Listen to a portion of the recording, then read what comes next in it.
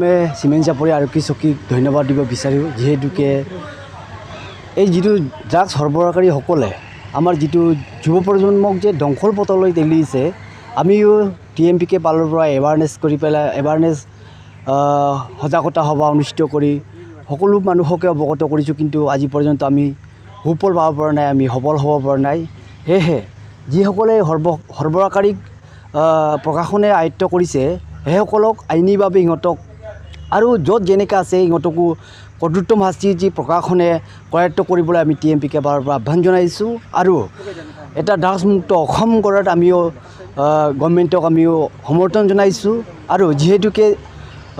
সেইসকল যিটো সৰবৰাহকাৰীয়ে আকৌ সিহঁতে যেন পুনৰাবৃত্তি এই কাৰ্যবোৰক নকৰাকৈ সিহঁতক পানিছমেণ্ট দিব লাগে বুলি আমি TMPK পালৰ পৰা আহ্বান জনাইছোঁ।